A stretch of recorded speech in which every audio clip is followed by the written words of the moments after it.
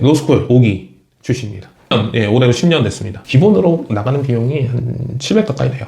숨만 쉬어도 700이 나. 제 인건비 빼고 그냥 기본으로 나가는 비용이 700 정도 나갑니다. 그리고 형사사건은 구속영장하고 압수수색영장이 있어요. 그러면 의뢰인이 전화한단 말이에요. 변호사님 압수수색 들어왔습니다. 그러면 가야죠. 네. 전 새벽 2시인가? 경남 쪽에 내려간 적도 사건이 거의 안 들어왔죠. 거의 개업하고 2년쯤 지나고 나서야 이제 가 시작했어요. 되게 변호사 플랫폼 있잖아요.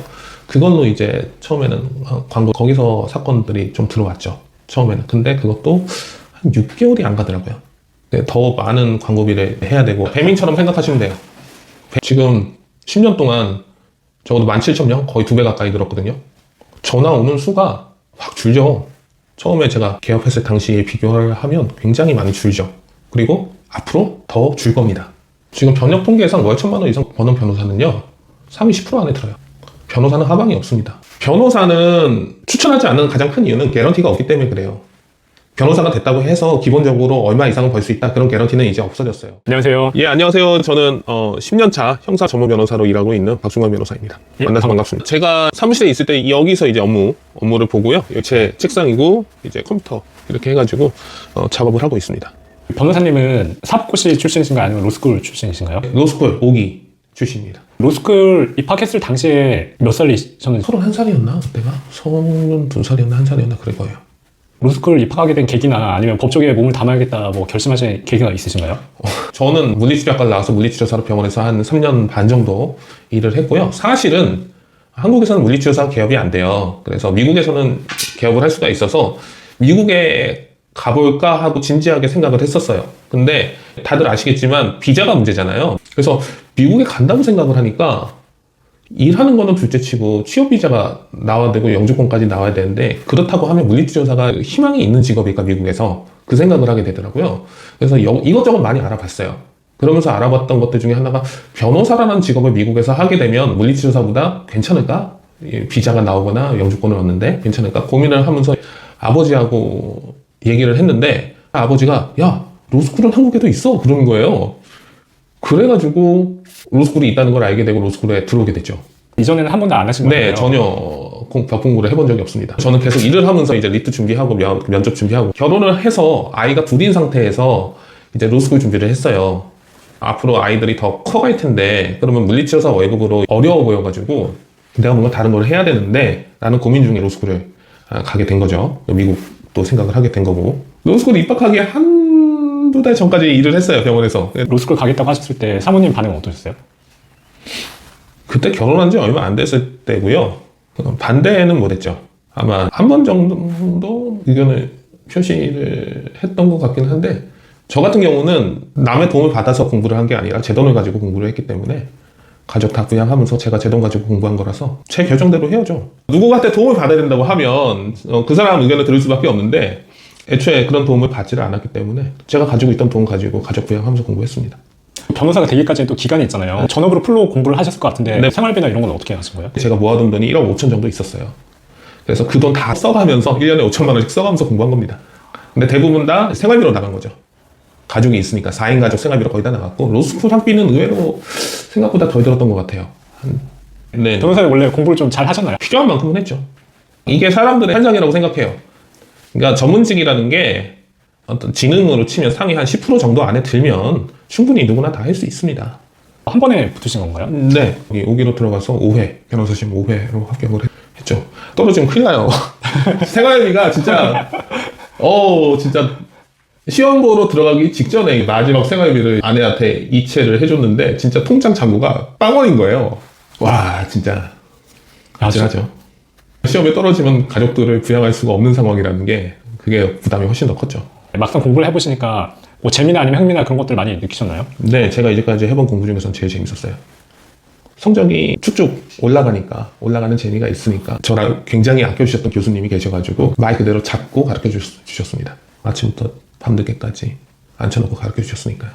변호사님은 형사사건 전문으로 알고 있는데, 이 형사사건이라는 것들은 경찰이 개입하는 사건을 모두 통칭하는 건가요? 그죠. 수사, 범죄와 관련된 사건들, 범죄에 대해서 수사를 받고 거기에 대해서 재판을 받는 것들, 우리가 뉴스에서 보는 대부분의 사건들이 사실은 형사사건이에요. 왜냐하면 맨날 경찰하고 검찰 나오잖아요. 이게 형사사건이고요. 우리가 변호사 생각했을 때 떠오르는 이미지는 대부분 다 형사 변호사입니다. 형사 사건에 이제 관련된 사람들이 많은데 그럼 변호사님이 변호하는 사람은 그 중에서 어떤 사람인 거예요? 보통은 피의자, 피의자를 많이 변호하죠. 죄를 지었다고 의심을 받는 사람, 혹은 고소를 당한 사람. 변호사 생활하신 지 총 한 10년? 10년, 예, 올해로 10년 됐습니다. 변호사님은 왜 형사 사건을 전문으로 다루시게 됐나요? 그리고 또 왜 피의자를 변호하시게 됐는지. 잘하더라고요, 제가. 아, 그래? 제가 잘하더라고요. 그래서 파고들게 됐습니다.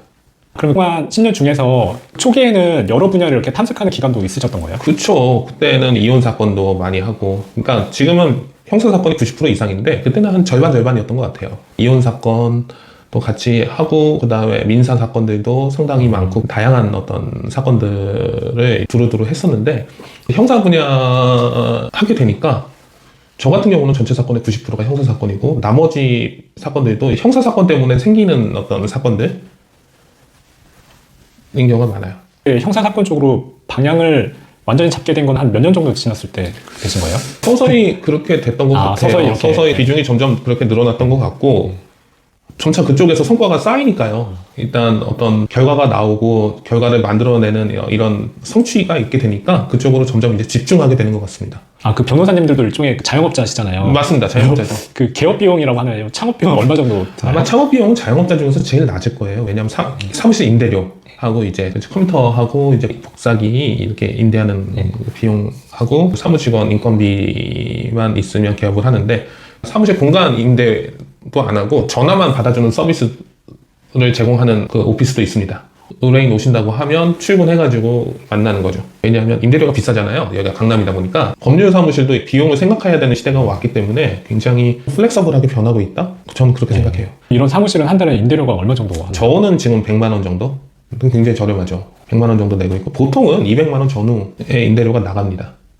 많이 낼 때는 300만 원 이상 내기도 하죠.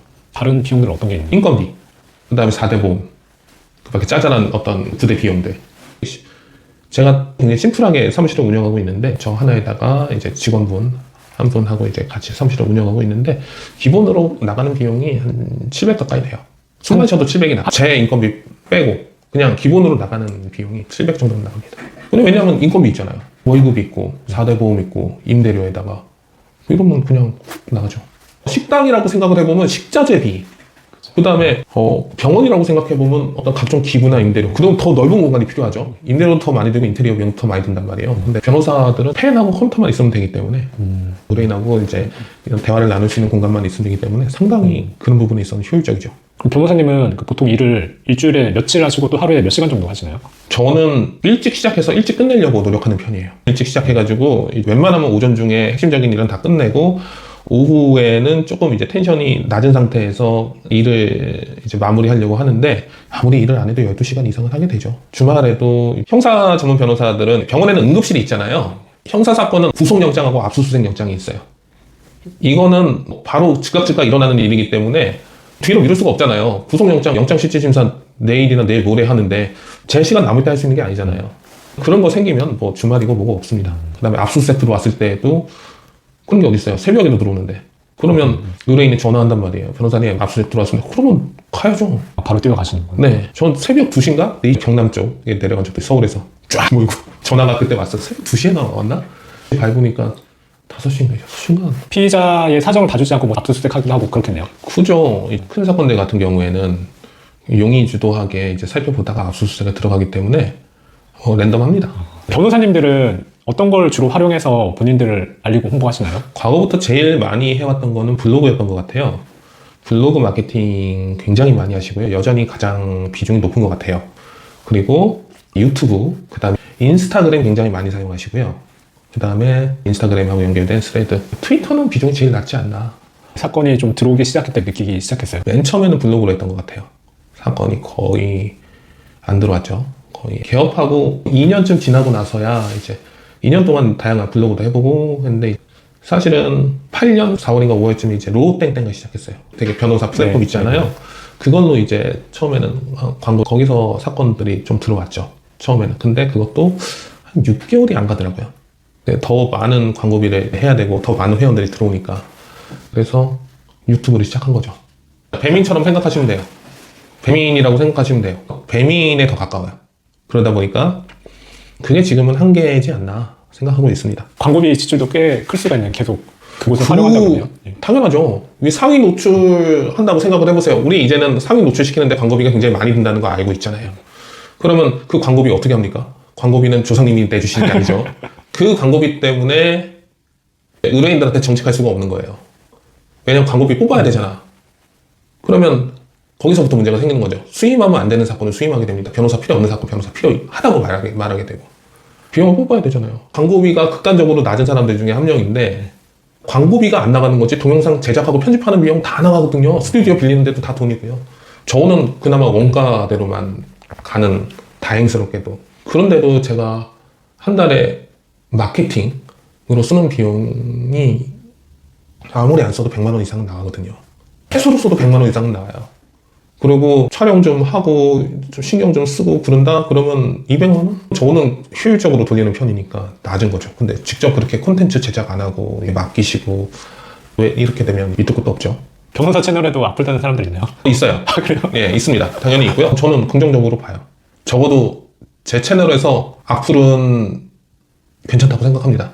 제가 싫어하는 건 사실 도배글이에요. 광고. 저는 악플보다는 광고가 싫어요. 어디 찾아오세요 하고 링크 말고 막 도배하시는 분들 있잖아요. 그거는 제가 지워요. 근데 악플은 따로 지우거나 관리하진 않아요. 아, 유튜브 채널 이름이 법사이다. 굉장히 직관적이고 잘 지은 것 같다는 생각이 들거든요. 제가 지은 거예요. 아, 변호사님요? 네.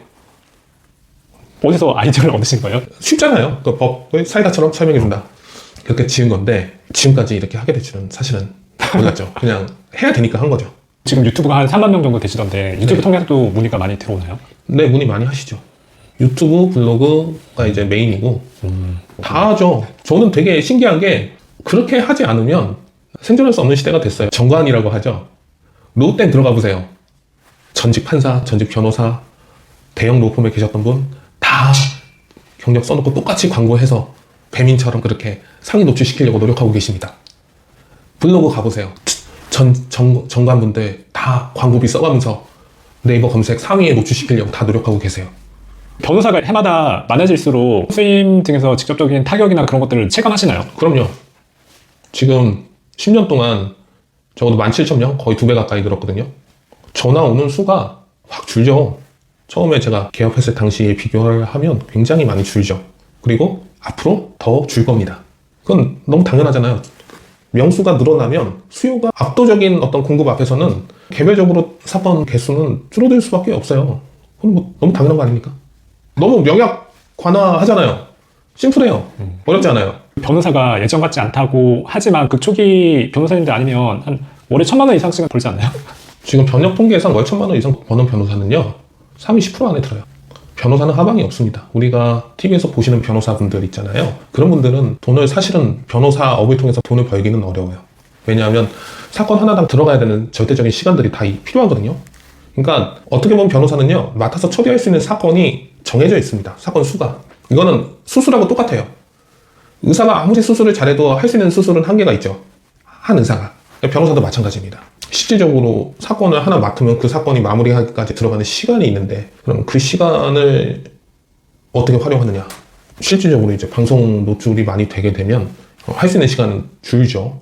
변호사로서 되게 다양한 방식으로 일을 할 수가 있는데 이게 성무라고 하거든요. 재판과 관련된 일은 뭐 줄어드는 거예요. 인구수가 줄는데 사건이 늘어날 수가 없죠. 그건 너무 당연한 것 같아요. 변호사님들 수가 많아진 만큼 질적으로도 많이 향상이 압도적으로 더 좋아졌다고 말씀드릴 수 있을 것 같아요. 변호사의 절대적인 수가 90년대만 해도 1년에 몇백 명씩 나왔단 말이에요. 2000년대 들어와서는 1000명 단위로 나왔지만 90년대만 몇백 명이에요. 이 몇백 명이 어떻게 4천만, 5천만의 인구한테 법률 서비스를 제공할 수 있습니까? 만나기도 어려워요. 변호사가 몇백 명 수준으로 나오면. 그렇기 때문에 과거에는 사무장도 있었던 거고. 왜냐면 변호사가 물리적으로 만날 수가 없어. 숫자가 너무 적기 때문에. 근데 지금은 충분하죠.